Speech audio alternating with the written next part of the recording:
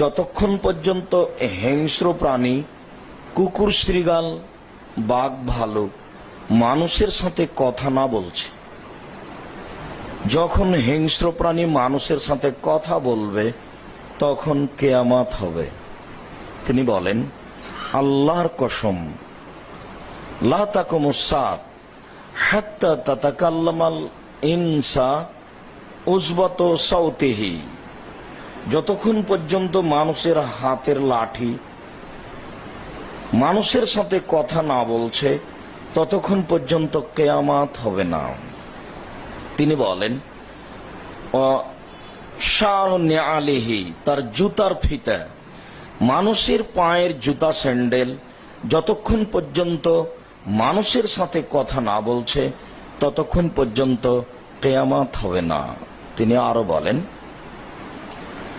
হাত্তা ইখবিরুহু ফাখিজুহু মা আহদাসা ইমরাতুহু বাদাহু, তার অবর্তমানে তার স্ত্রী বাড়িতে কি করেছে, কার সাথে কি গল্প করেছে, তার রান, উরু, পা বলে দিবে। যতক্ষণ পর্যন্ত মানুষের উরু, রান, তার স্ত্রীর বিষয়টি তাকে বলে না দিচ্ছে ততক্ষণ পর্যন্ত কিয়ামত হবে না বলে রাসূল সাল্লাল্লাহু আলাইহি সাল্লাম কসম করে বলেন। সম্মানিত মসজিদের মুসাল্লি, বিষয়টি জটিল, বিষয়টি ভাববার বিষয়। তখন পরিস্থিতি কেমন হবে? হিংস্র প্রাণী মানুষের সাথে কথা বলবে, মানুষের হাতের ছড়ি মানুষের সাথে কথা বলবে, মানুষের পায়ের জুতা, স্যান্ডেল মানুষের সাথে কথা বলবে, মানুষের উরু, রান তার স্ত্রীর বিষয়টি তাকে বলে দিবে। এ ব্যাপারে রাসূল সাল্লাল্লাহু আলাইহি সাল্লাম বলেন, তিনি কথাগুলি আজ থেকে নিয়ে প্রায় 1450 বছর পূর্বে বলেছেন, যা মানুষ সমাজে আজও বিরাজ করছে, কিয়ামত পর্যন্ত তা থাকবে। সম্মানিত মসজিদের মুসাল্লি, বিষয়টি অতীব ভাববার।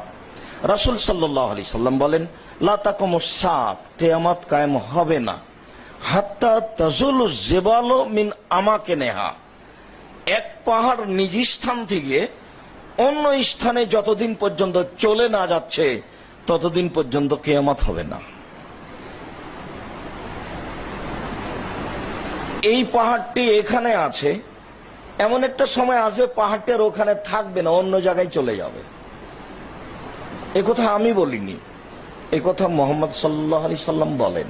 পাহাড় তার নিজ স্থান থেকে চলে যাবে। তিনি বলেন, ওয়ান তারাউনা আল উমুর আল ইজাম আল্লাতী তাকুনু মা তারাউনা, এমন কতগুলি দুর্ঘটনা সমাজে ঘটবে, মারামারি হোক বা অন্য কিছু হোক, যেটা অতীতে কোনোদিন ঘটেনি।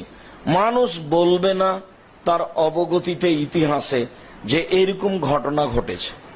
এরকম বড় ঘটনা না ঘটা পর্যন্ত, পাহাড় তার নিজ স্থান থেকে সরে না যাওয়া পর্যন্ত কিয়ামত হবে না বলে রাসূল সাল্লাল্লাহু আলাইহি সাল্লাম বলেন। আনাস রাদিয়াল্লাহু তাআলা আনহু বলেন, রাসূল সাল্লাল্লাহু আলাইহি সাল্লাম বলেছেন, লা তাকুমুস সাআত, কিয়ামত হবে না, হাত্তা ইযা খারাজনা সালাসা, যতদিন পর্যন্ত তিনটি বিষয় না প্রকাশ পাচ্ছে। তার আদ-দুখান, পূর্ব দিক থেকে আকাশ জুড়ে ধোঁয়া বের হবে। তিনি বলেন, অদ-দাজ্জাল, দাজ্জাল বের হবে। তিনি বলেন, অদ-দাব্বা, এই বিকট আশ্চর্য ধরনের বিভিন্ন আকৃতির প্রাণী আরাফার মাঠ থেকে বের না হওয়া পর্যন্ত কিয়ামত হবে না, একথা তিনি বলেন।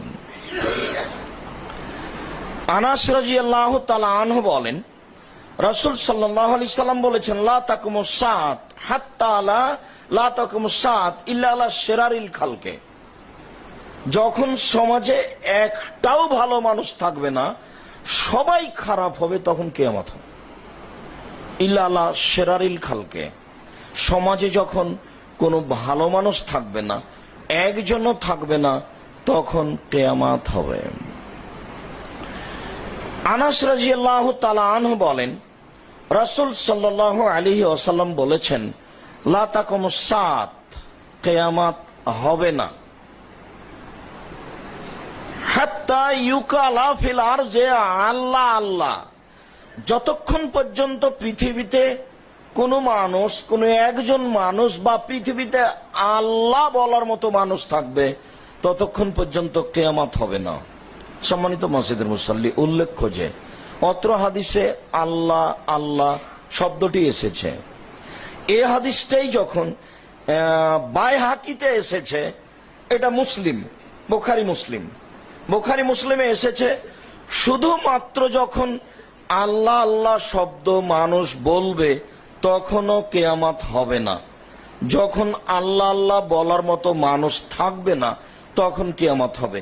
এই হাদিসটি যখন বাইহাকিতে এসেছে তখন আল্লাহ নবী বলেছেন, অতদিন পর্যন্ত কিয়ামত হবে না যতদিন পর্যন্ত মানুষ সমাজে কেউ লা ইলাহা ইল্লাল্লাহ বলবে। আমি আপনাকে অন্যদিকে বলতে চেয়েছি, এক শ্রেণীর মানুষ বলছে যে আল্লাহ আল্লাহ জিকির, তো অত্র হাদিস থেকে তারা প্রমাণ যেন না করে যে আল্লাহ আল্লাহও জিকির। এই যে হাদিসে আছে, এই যে বুখারী মুসলিমের হাদিসে আছে যে যতদিন পর্যন্ত আল্লাহ আল্লাহ বলার মানুষ আছে ততদিন পর্যন্ত কিয়ামত হবে না। আল্লাহ আল্লাহর অর্থ হলো লা ইলাহা ইল্লাল্লাহ। এই হাদিসই যখন অন্য জায়গায় এসেছে তখন লা ইলাহা ইল্লাল্লাহ পূর্ণ উল্লেখ হয়েছে। আল্লাহ আল্লাহ নামে কোনো জিকির নেই, আল্লাহ আল্লাহ বলা নামে আল্লাহকে ডাকা হয় না, পূর্ণ লা ইলাহা ইল্লাল্লাহ হতে হবে। এক শ্রেণীর মানুষ দলিল আদিল্লাহ পেশ করে সমাজে এই কথা বলছে, কাজেই বলতে গিয়ে বাকি কথাটুকু আপনার সামনে পেশ করে রাখলাম, আপনাকেও যেন মানুষ ভুল পথে হাদিস দেখিয়ে না নিয়ে যেতে পারে। এদেশে এই মসজিদের বাইরে একটা বই পাওয়া যায়, মরণ একদিন আসবেই। আপনাকে আমি পড়ার জন্য অনুরোধ করেছিলাম। আমি যখন আমার শ্বশুর বাড়ি থেকে বের হতাম তখন আমার শ্বশুর বৃদ্ধ মানুষ, অনেক পথ আগিয়ে আসতেন। আমি শতবার নিষেধ করলেও তিনি আমার কথা উপেক্ষা করে বারবার বলতেন, কিভাবে রাস্তায় চলবা, কিভাবে গাড়িতে উঠবা, বাচ্চা কাছে নিয়ে কি করবা। এইসব কথাগুলি প্রয়োজন আছে কিনা আমি বুঝতাম না, তবে তিনি খুব প্রয়োজন মনে করে অনেক পথ আগিয়ে আসতেন। তখন আমি মনে মনে বলতাম, এমন একদিন আসবে যেদিন ইনি আর আসবেন না। এটা আমার অন্তরে খুব বলতো, যার কারণে আমি তাকে জোর দিয়ে কিছু বলতাম না। তো আমি খালি বলতাম যে আচ্ছা ঠিক আছে, তবে না জেলেই হয়, আপনি না জেলে কোনো সমস্যা নেই, এটা বলতাম। এর চেয়ে বেশি কিছু বলতাম না, তবে মনে মনে বলতাম এমন একদিন আসবে যে ইনি আর আসবেন না। সেদিন চলে আসলো, যার কারণেই বইটা লিখা, মরণ একদিন আসবেই। আমাদের রাজশাহী চাঁপাইনবাবগঞ্জ দেবীনগর হাই স্কুলের মাস্টার একদিন বলছে, আব্দুর রাজাক সাহেব, এটা কমন কথা, মরণ একদিন আসবে, তো এই বিষয়ে বই লিখার অর্থ কি হয়? তখন আমি বললাম, আপনি একটু পড়েন তো। তো বইটা বলছে আমি খুব কম করে না হলো 10 বার পড়েছি। আসলে মরণ একদিন আসবে এটা তো কমন কথা, সবার জানা কথা, তারপরে যে এখানে এত কিছু আছে তা আসলে আমি তা ভাবিনি। মরণ একদিন আসবেই, এই বইয়ে কিয়ামতের পূর্ব লক্ষণে অনেক বিবরণ দেওয়া আছে। হুযায়ফা ইবনুল ইয়ামান রাদিয়াল্লাহু তাআলা আনহু বলেন, তিনি খুব বিচক্ষণ, সতর্ক, বুদ্ধিমান মানুষ। তার মুখের চেহারার দিকে সাধারণত মানুষ লক্ষ্য করতে পারত না। তার মুখে ভীতি প্রকাশ পেত ওমর রাদিয়াল্লাহু তাআলা আনহুর মতো। তিনি বলছেন, ইত্তালা আলাইনা নবী সাল্লাল্লাহু আলাইহি ওয়াসাল্লাম, হঠাৎ একদিন আল্লাহর নবী আমাদের নিকটে আসলেন। ওয়া নাহনু নাতাযাকারু সাআতা, তখন আমরা কিয়ামতের বিষয়ে বলাবলি করছিলাম। আমরা কিয়ামত নিয়ে বলাবলি করছিলাম। ইতিমধ্যে আল্লাহর নবী আমাদের কাছে আসলেন। তিনি বললেন, মা তাযকুরুনা, তোমরা কি বলাবলি করছো? কুলনা, আমরা বললাম, নাহনু নাযকুরু সাআ, আমরা কিয়ামতের কথা বলাবলি করছি। তখন তিনি বলছেন, ইন্নাহা লান তাকুমা, কিয়ামত হবে না তো, হাত্তা তারাউনা আসরা আয়া, যতক্ষণ পর্যন্ত তোমরা 10টি চিহ্ন না দেখছো। 10টি লক্ষণ না দেখছো, বাস্তব না দেখছো, ততদিন পর্যন্ত কিয়ামত হবে না। সুমাদা কারা এই কথা বলেই তিনি বলতে লাগলেন যে তিনি বলতে গিয়ে বললেন আদ্যখানা ধোঁয়া বের হবে পূর্ব দিক থেকে আকাশ জুড়ে। তবে সূরা দোখানের আলোচনাতে বলা হয়েছে যে দুর্ভিক্ষের কারণে মানুষ যখন ক্ষুধায় থাকবে তখন চোখে কম দেখবে, আকাশের দিকে তাকালে ধোঁয়া মনে হবে, এটাও হতে পারে। এটা বিদ্বানদের মতামত মাত্র। যেহেতু কিয়ামতের পূর্ব লক্ষণ, কাজে একেবারে শেষ মুহূর্তে ধোঁয়া বের হবে পূর্ব দিক থেকে আকাশ জুড়ে, এইটা একটা লক্ষণ। তিনি বলেন অদাব্বা, এই বিভিন্ন আকৃতির ভয়ঙ্কর প্রাণী আরাফার মাঠ থেকে মাটি ফেটে বের হবে, এইটা পৃথিবীর পূর্ব লক্ষণ। আমরা ইবনু সাইয়্যিদ, আসলে ইবনু সাইয়্যিদ দাজ্জাল কিনা, ইবনু সাইয়্যিদ কে, এই বিষয়ে আলোচনা করতে গিয়ে আবারও এই কথাটি আসতে পারে পরবর্তী জুমায়। সম্মানিত মসজিদের মুসল্লি, পরের বাক্যে রাসূল সাল্লাল্লাহু আলাইহি ওয়াসাল্লাম বললেন অদাজ্জালা, দাজ্জাল যতদিন বের না হবে। আমরা বিগত আলোচনায় দাজ্জালের বেরের ব্যাপারে একটি বিবরণ পেশ করেছি, আজকে আরেকটি বিবরণ পেশ করে রাখছি। আমরা সেদিন বলছিলাম যে ঈসা আলাইহিস সালাম নেমে আসবেন সিরিয়ার দামেস্ক শহরের বড় মসজিদের শ্বেত পাথরের মিনারের মাধ্যমে 2 ফেরেশতার সহযোগিতায়। তখন আসরের সালাতের একামত দেওয়া হয়েছে। ইমাম মাহদী বলবেন সাল্লাল্লাহু, আপনি আমাদের ইমামতি করান। তখন বলবেন না না না না, আপনারাই পরস্পর সম্মানী মানুষ, আপনাদের ইমামতি আপনারাই করান, আমি নই। ঈসা আলাইহিস সালাম ইমাম মাহদীকে সম্মান দিয়ে এই কথা বলবেন।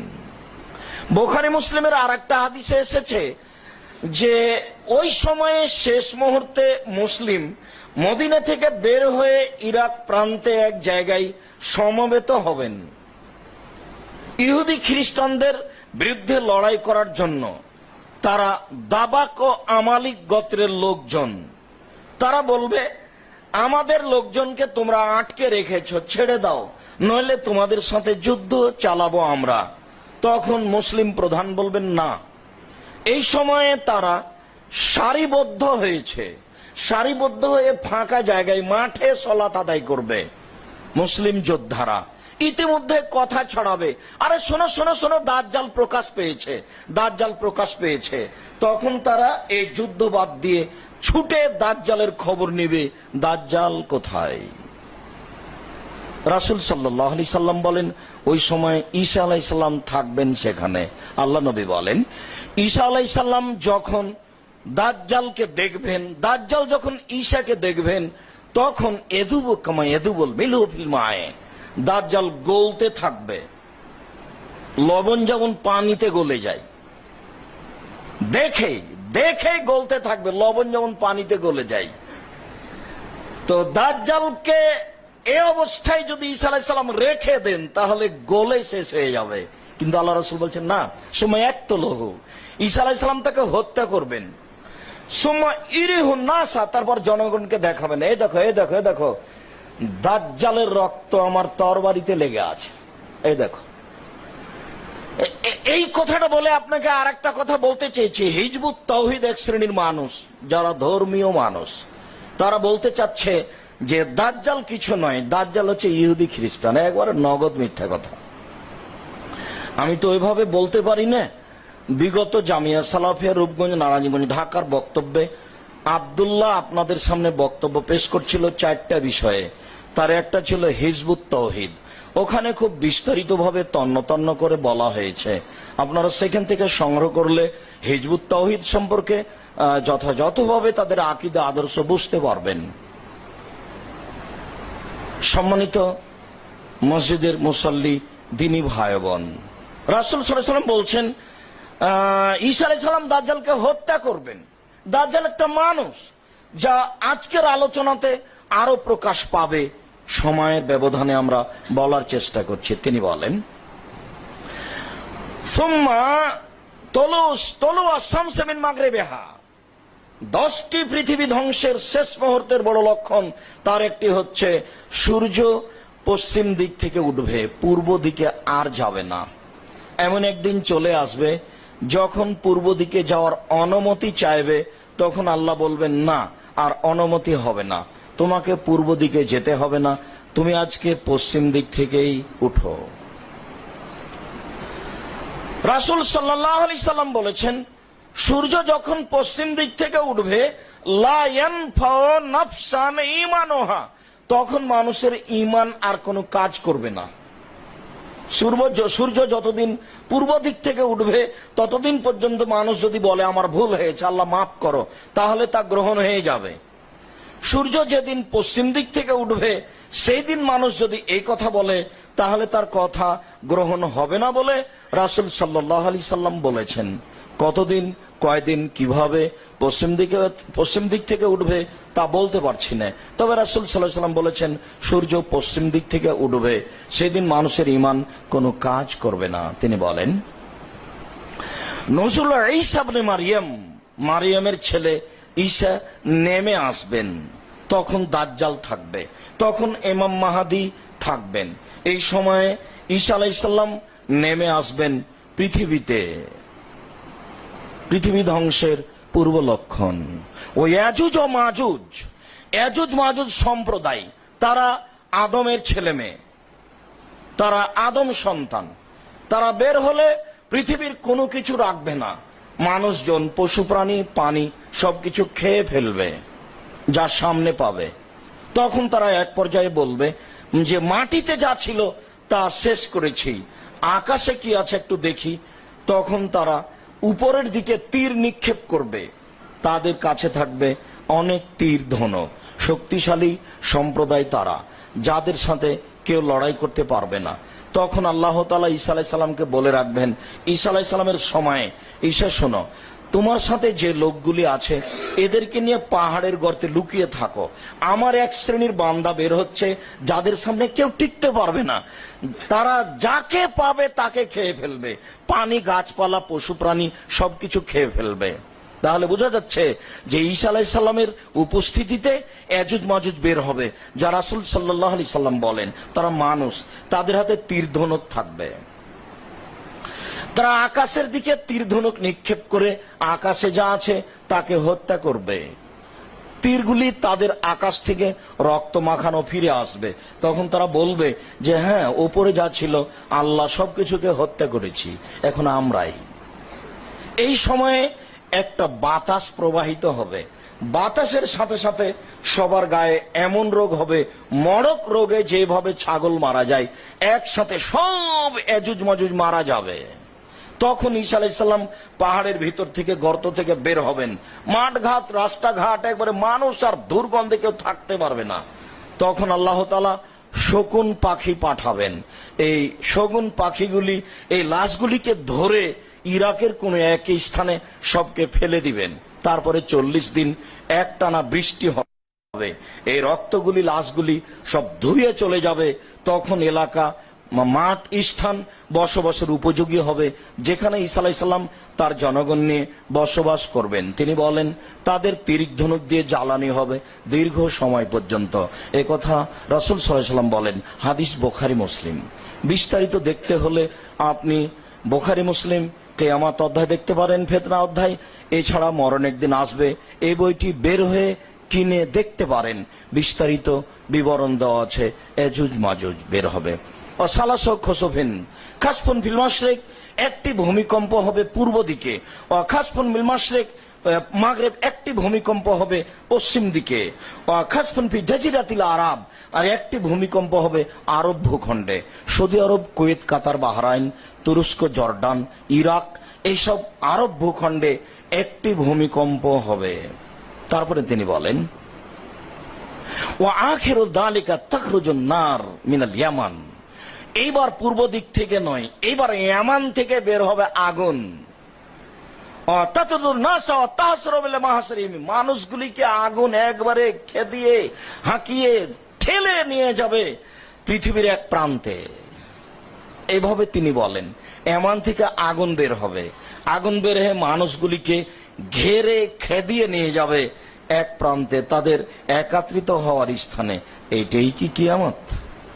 তা আপনাকে সঠিক বলতে পারছি না, তবে এটাই ঠিক যে বাঁশির সিংহের মাধ্যমে কিয়ামত সংগঠিত হবে। রাসূল সাল্লাল্লাহু আলাইহি সাল্লাম বলেন, অরিহ তুলকি নাসা ফিল বাহারে। এরপরে দশম যেটা, সেটা এমন বাতাস প্রবাহিত হবে যে বাতাস মানুষগুলিকে উঠিয়ে নিয়ে গিয়ে সাগরে নিক্ষেপ করবে। সারা পৃথিবীর মানুষ, না ইরাক ইরানের মানুষ, না এমানের মানুষ, তা রাসূল সাল্লাল্লাহু আলাইহি সাল্লাম বললেন না। তবে সাধারণত দুর্ঘটনা ঘটবে ইরাকে, জর্ডানে, সিরিয়ায়, এমানে। এসব দেশগুলিতে দুর্ঘটনা ঘটবে বলে, ভূমিকম্প ঘটবে বলে মুহাম্মদ সাল্লাল্লাহু আলাইহি সাল্লাম বলেছেন। হয়তোবা বাতাস এসব এলাকায় বের হয়ে সমস্ত মানুষগুলিকে উঠিয়ে নিয়ে গিয়ে সাগরে নিক্ষেপ করবেন। অত্র 10টি বিবরণ না হওয়া পর্যন্ত কিয়ামত হবে না বলে রাসূল সাল্লাল্লাহু আলাইহি ওয়াসাল্লাম বলেছেন। অনেক লক্ষণই দেখতে পাচ্ছি যা কিয়ামতের পূর্ব লক্ষণ। ভেবে সতর্ক হওয়ার জন্য অনুরোধ জানাচ্ছি। আল্লাহ তুমি তৌফিক দান করো। আল্লাহুম্মা সাল্লি আলাইহি ওয়া বারিক আলাইহি।